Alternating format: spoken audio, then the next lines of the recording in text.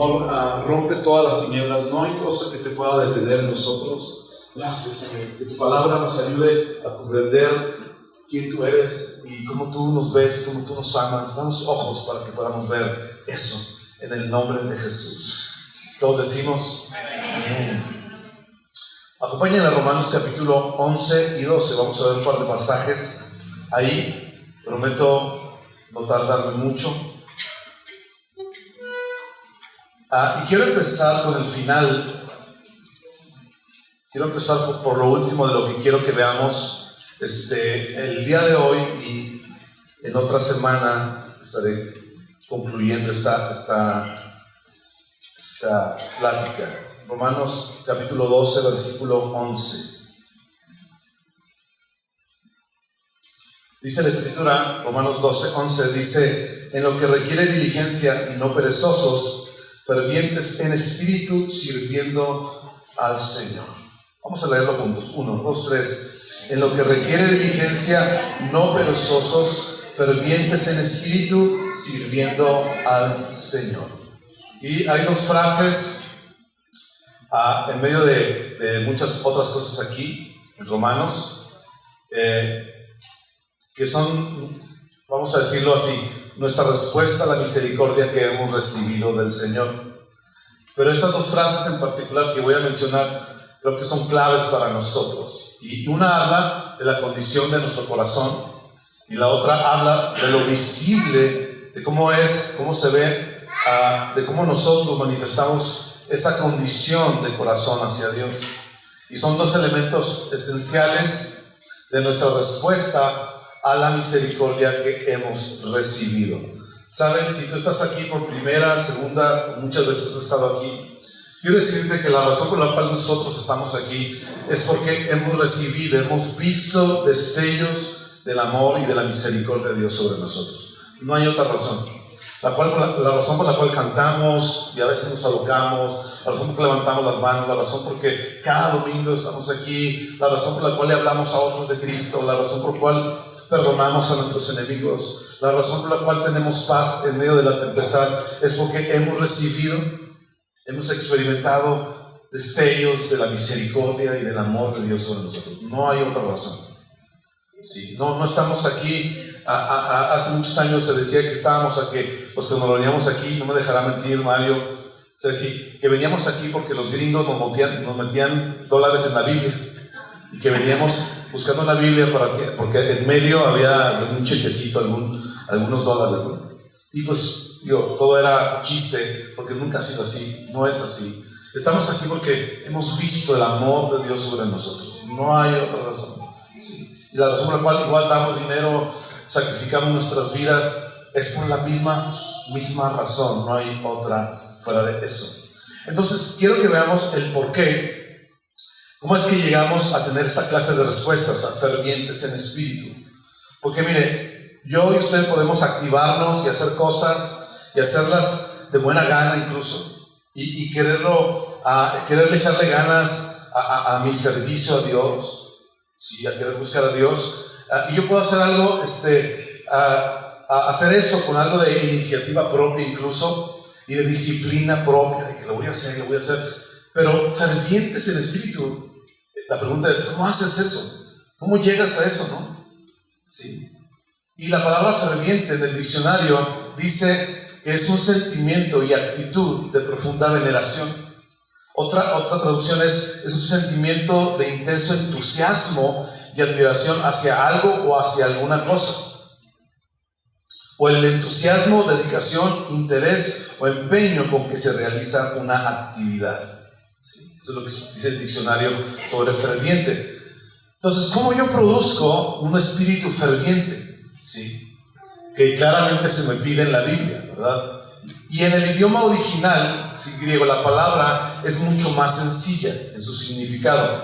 Simplemente significa hirviendo. Ya conmigo, hirviendo. Y ahí es donde vienen las palabras o los vocablos celos, o celo, fervor, celoso. Todo eso viene de un vocablo griego que significa hervir, o sea, algo muy, muy, muy caliente. ¿Sí? ¿Cuántos se han calentado por alguna ofensa? ¿Cuántos han hervido de coraje? Pues ya me entienden qué significa hervir, ¿no? O fervientes en espíritu.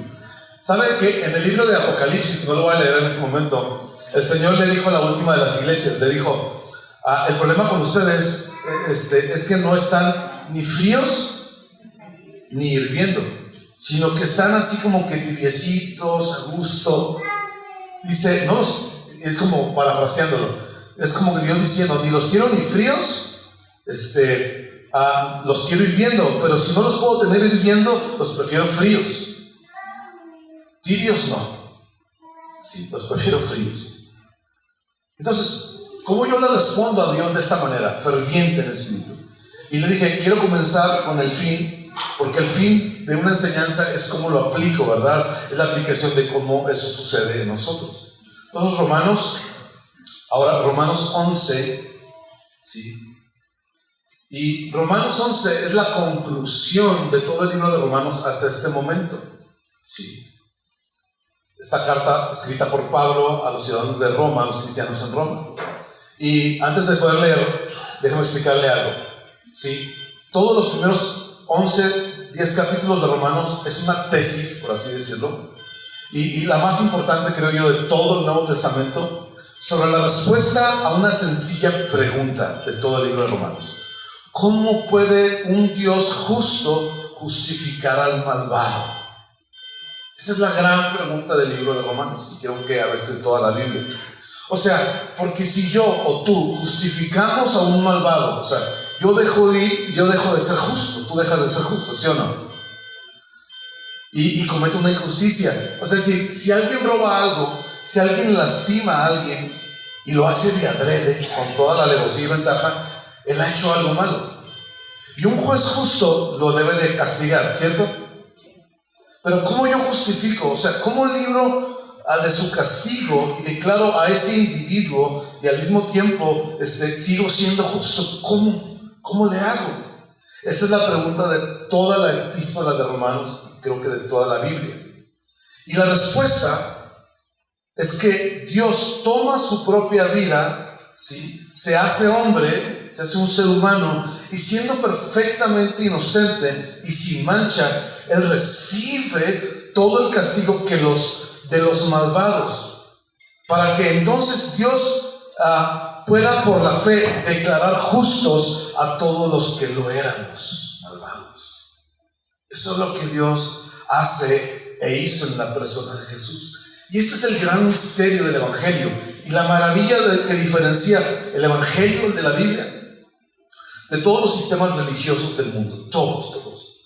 Porque mire, todos los sistemas religiosos del mundo te dicen que tú vas a recibir lo que mereces, y que si tú luchas por lograr, y que si tú le echas ganas y tú pones tu granito de arena y cosas por el estilo y sufres para merecer, y tantos otros dichos que hay, ¿verdad?, de las religiones, que son propios del esfuerzo humano por decir, no estoy tan mal.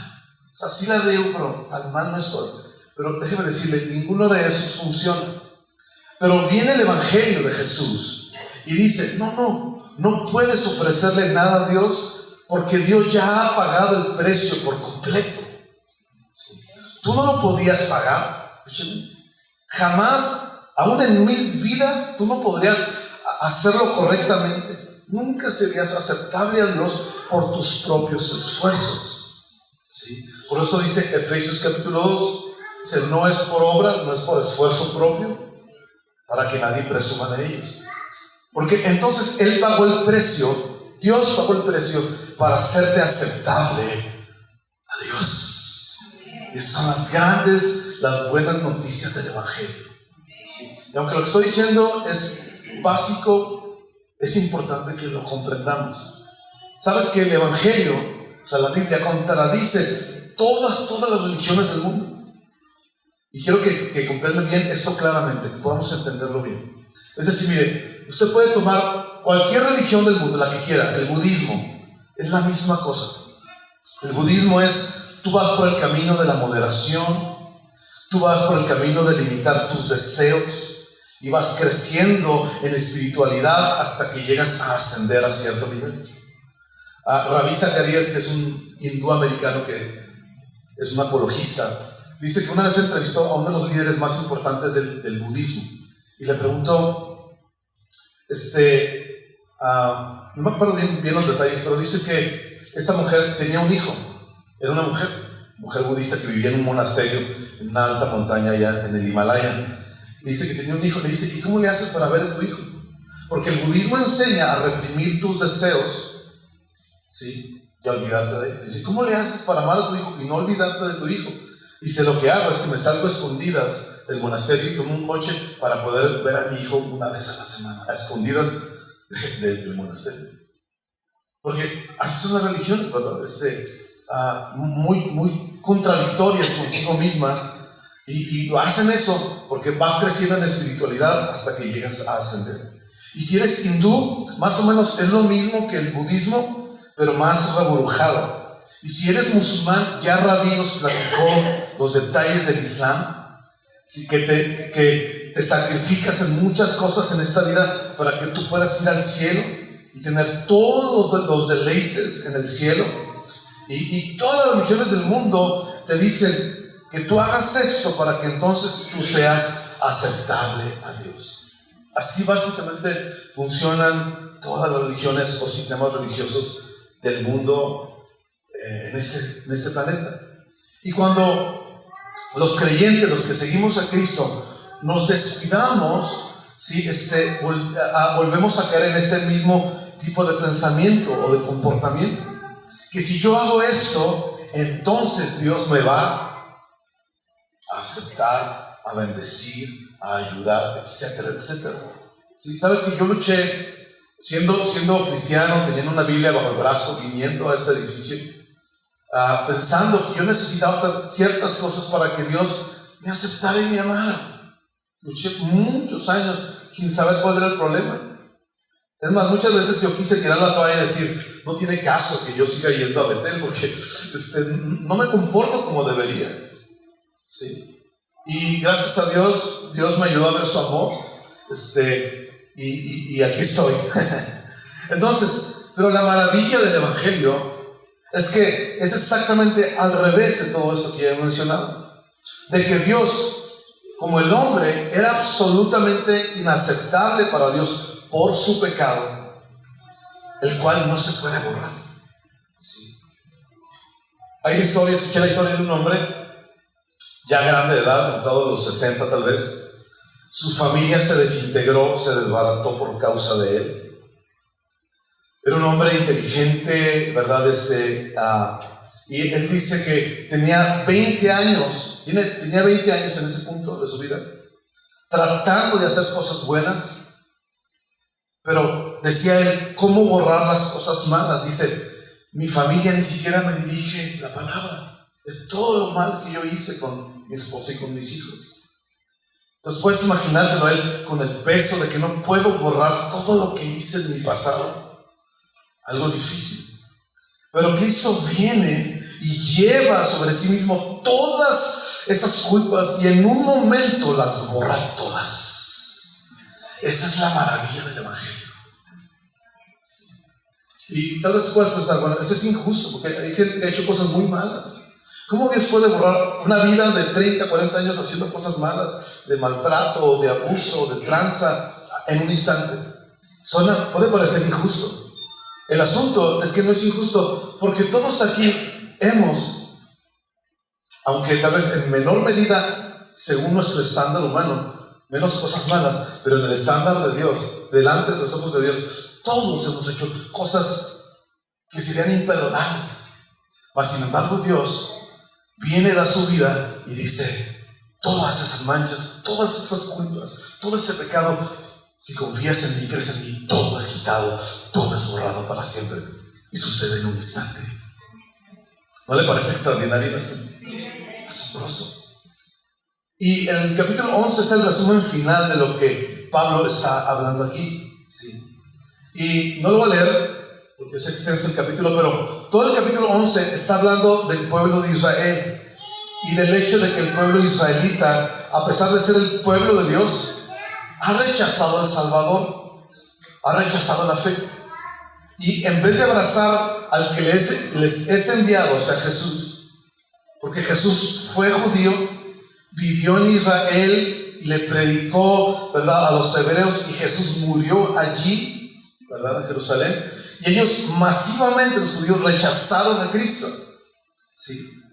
Y Pablo está hablando acerca de esto en el capítulo 11, de cómo es posible, si alguien debió haber creído en Cristo, eran los judíos. ¿Sí? Son los que tenían miles de años esperándolo y ahora lo rechazan, así de trancazo. Y Pablo está hablando acerca de esto. Pues vaya conmigo al versículo 30 y 32 del capítulo 11, 30 al 32. Dice Pablo: como también ustedes eran en otro tiempo desobedientes, pero ahora han alcanzado la misericordia por la obediencia de ellos. Dice: así también estos ahora han sido desobedientes, o sea, los judíos, para que por la misericordia concedida a ustedes, ellos también alcancen misericordia. Y luego el versículo 32, es más increíble, asombroso. Pues Dios sujetó a todos los seres humanos en desobediencia, ¿para qué? Para tener misericordia de todos. Híjole. O sea, esto revienta todo pensamiento religioso. Vean un momento, ¿por qué? Porque el pensamiento religioso dice: si obedeces a Dios, Dios te va a bendecir. Aquí dice: Dios sujetó a todos en desobediencia. A lo mejor dices: no entiendo, no capto, no lo entiendo bien. Pero dice: a todos los sujetó en desobediencia. Primero los judíos y luego los gentiles. Los gentiles somos todos los que no somos judíos. Pero igual, si dice ahí, declara ahí, con la Biblia, dice que ellos, los judíos, con la Biblia, con Abraham, con Isaac, con Jacob, con Moisés y los profetas, y ellos también terminaron totalmente desobedientes como todos los gentiles. Y dice: Dios hizo esto. ¿Quién hizo esto según el versículo? Porque Dios lo hizo. Pero nosotros, ¿verdad que batallamos con esto? En entenderlo, cómo Dios hizo esto. Ahora, no se me bloquee, por favor, porque nos vamos a bloquear y decir: no, Dios es bueno, Diosito es bueno, si me porto bien, Dios me va a bendecir. No haga eso, no se bloquee en su mente, porque estamos leyendo la Escritura, la Biblia. No estoy dándole yo mi propia opinión. Pero dice que los sujetó en desobediencia para tener misericordia de todos. Escúchenme, porque el objetivo final de Dios siempre ha sido, siempre es y siempre será amarnos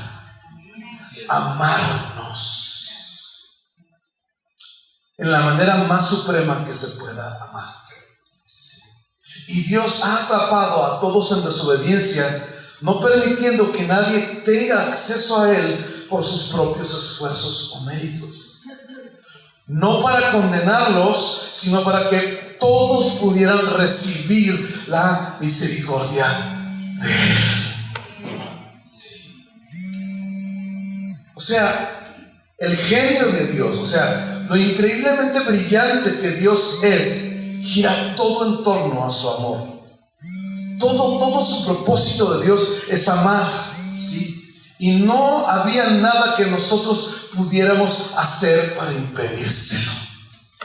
Eso me da tanto gusto, porque no hay nada malo o bueno en mí que pueda, sobre todo malo, ¿verdad? O fracaso, o ausencia, o lo que sea sucio en mí, que pueda, sí, hacer que Él me ame y nos ame a nosotros. Nada puede impedírselo. De hecho, Él usó nuestro orgullo y nuestra pecaminosidad para introducirnos a su amor. Eso es una locura. Es una locura de verdad. Déjame explicárselo. Porque la religión nos dice, cualquier religión, Dios usa lo bueno que tú haces para introducirte a su amor. ¿Verdad que sí?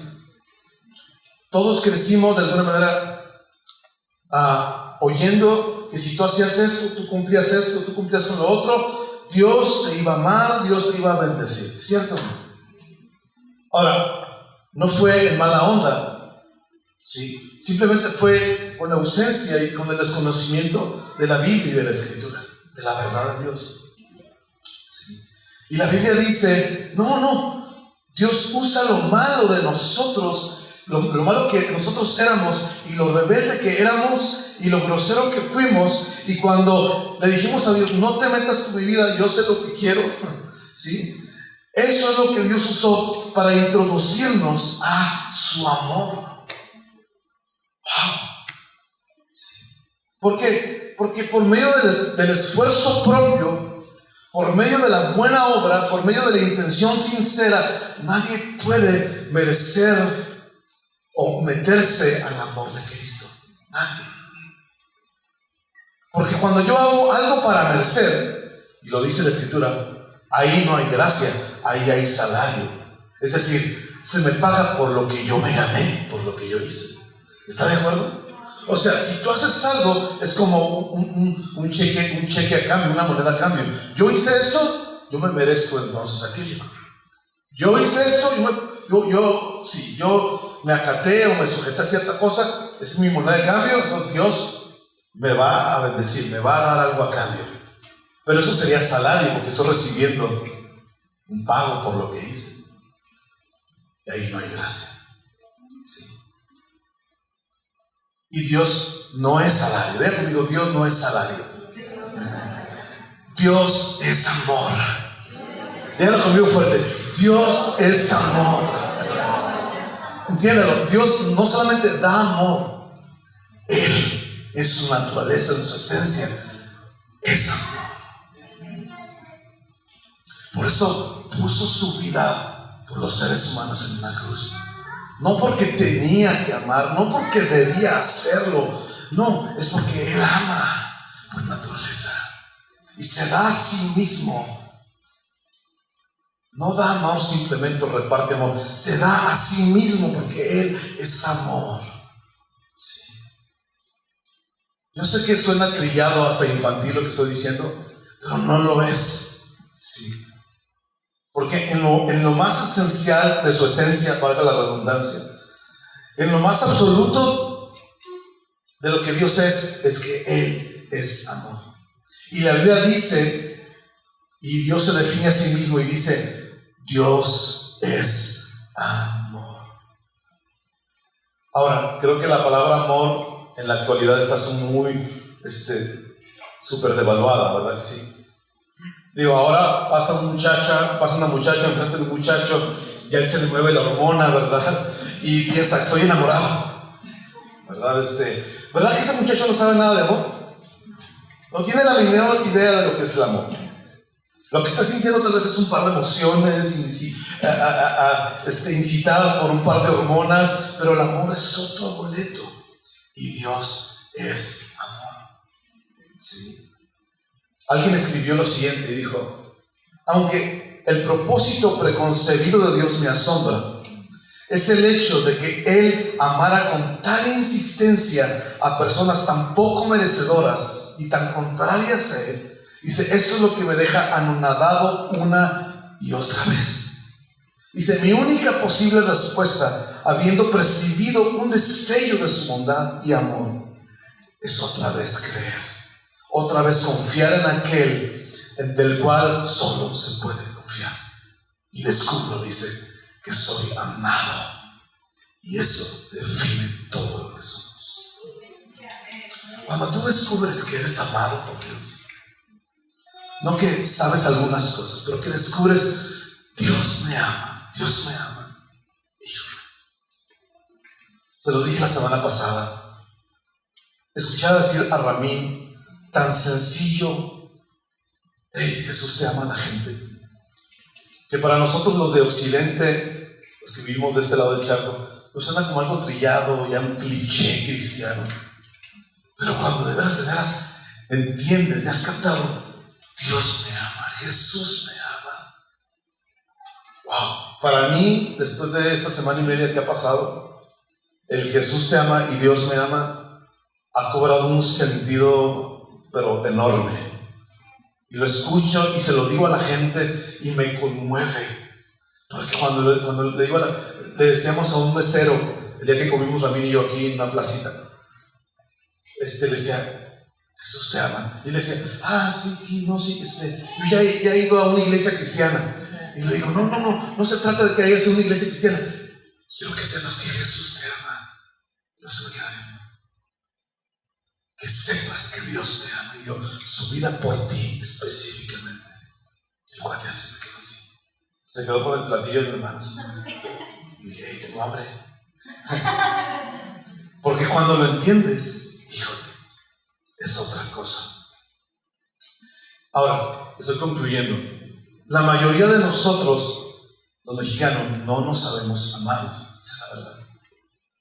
Por una u otra razón, y no es cuestión de echar culpas a nada o a nadie, así es el mundo. ¿Sí? La mayoría de nosotros no nos sabemos amados así como Dios ama.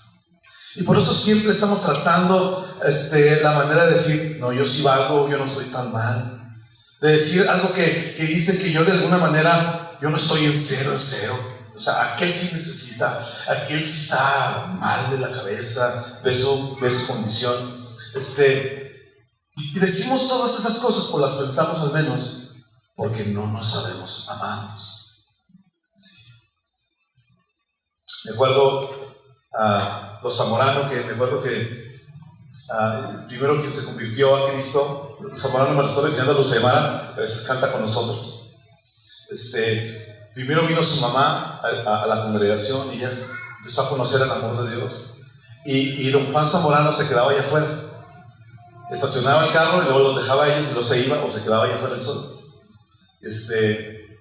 Y me acuerdo que el día que el papá Juan Zamorano entró a ese edificio, me acuerdo verlo tan conmovido, tan tocado por el amor de Dios, que estaba llore. Pero ¿sabe qué él pensaba mientras él se quedó afuera por meses? Ellos necesitan, mi mujer está medio loca, así que ella le hace falta que la terapien un rato. Yo estoy bien, yo aquí me quedo afuera. Eso pasó por meses y meses. Pero un día Dios lo trajo, y lo trajo a este mismo edificio donde usted está sentado. Y aquí, en este espacio, de rodillas, llorando, viendo la dureza de un hombre siendo vencida por el amor de Dios. Estaba asombroso. Te estremecías de verlo doblado ante el amor de Dios. ¿Sabes? Hay gente, creo que aquí vemos muchos que crecimos de una manera muy moral, ¿sí? Donde tal vez tus papás fueron súper decentes en todos los sentidos, gente recta, gente muy decente, que hasta tal vez te inculcaron creer en Dios y creíste en Dios siempre, ¿verdad? Y tal vez tú no tenías razón para no creer en Dios, porque lo que oías de Dios era bueno. Y tal vez algunos de nosotros vimos a Dios como alguien perfectamente moral, correcto, derecho, ¿verdad? Y no había razón para no creer en Dios. Pero el día que tú sabes, o que algunos de nosotros supimos que Dios nos amaba, que Él dio, que lo que Él hizo en la cruz lo había hecho por ti y por mí específicamente. Toda la dureza y soberbia y rebeldía se derritieron y nos rendimos a Cristo. ¿Sí o no? Sí. Porque una cosa es ser moral, otra cosa es ver el amor de Dios. Sí. Pero de vez en vez el Señor tiene que venir a nosotros, ¿verdad? Y a mostrarnos su amor, porque uno se va desviando, ¿verdad? Uno agarra monte, como luego dicen, y uno pierde de vista lo importante, ¿sí?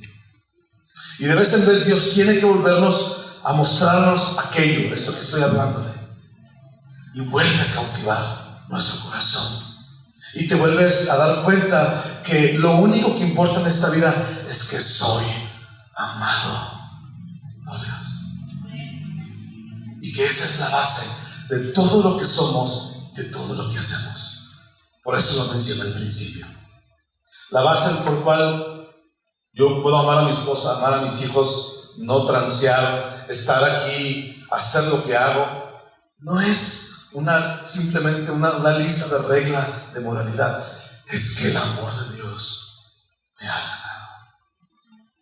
Ya ha derretido toda la dureza, toda la rebelión que traigo.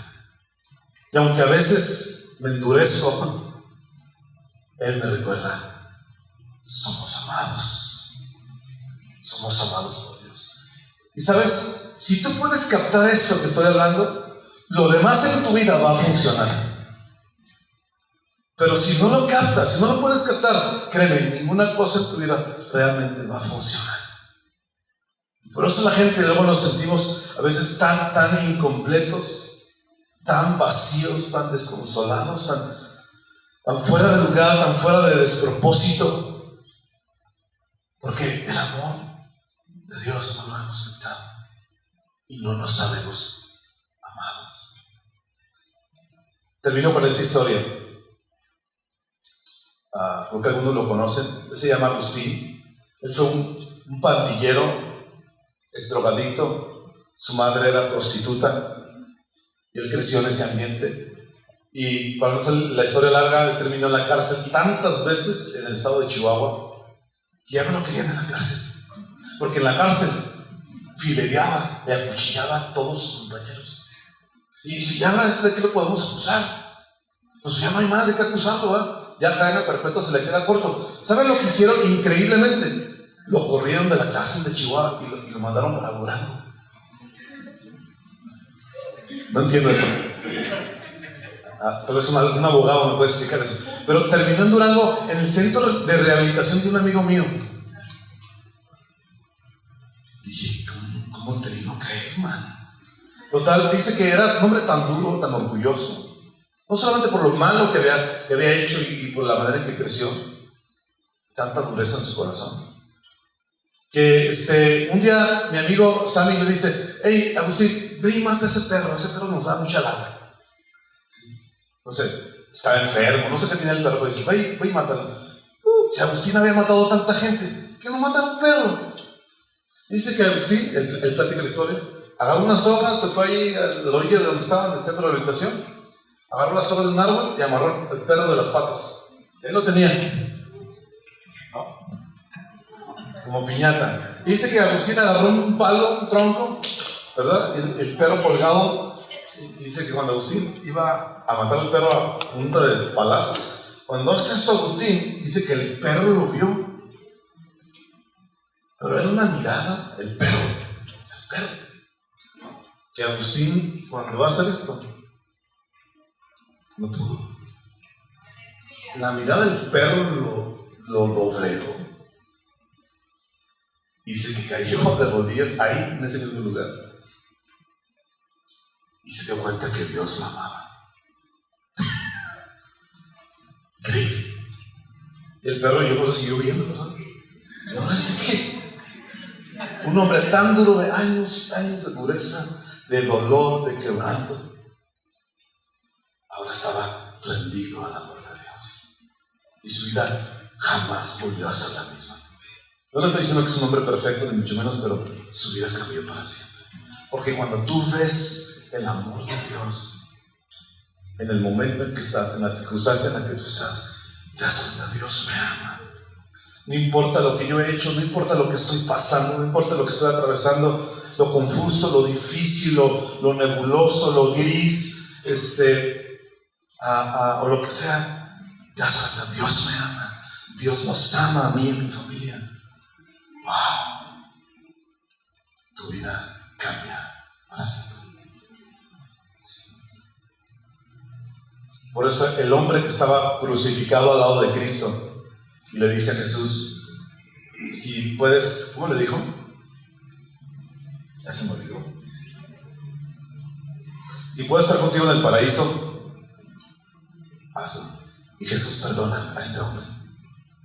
Él merecía la muerte, mas sin embargo Jesús le dice, este hombre crucificado al lado, yo sé que si eres un pastor inteligente no deberías de decirlo, pero lo voy a decir. Este hombre nunca asistió a una reunión de una iglesia. Nunca hizo alguna cosa buena en su vida. El ladrón. Y Jesús le dice, te prometo que estarás hoy conmigo en el paraíso.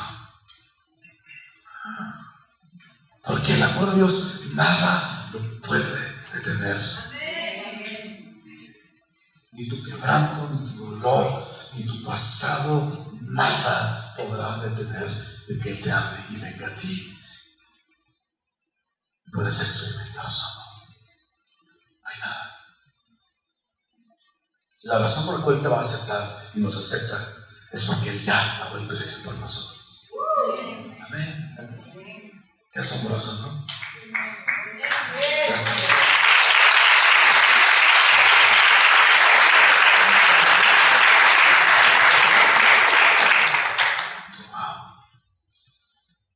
Entonces, si tú estás aquí por la razón que tú quieras, dices, pastor, yo nunca he experimentado y me gustaría conocer el amor de Dios. Tal vez estás aquí porque es el momento en que más lo necesitas y más lo has estado buscando, y tal vez Dios te trajo para escuchar esto. Quiero decirte que Dios es bueno, Dios es generoso y da su amor abundantemente y generosamente a quienes en Él confían y en Él creen.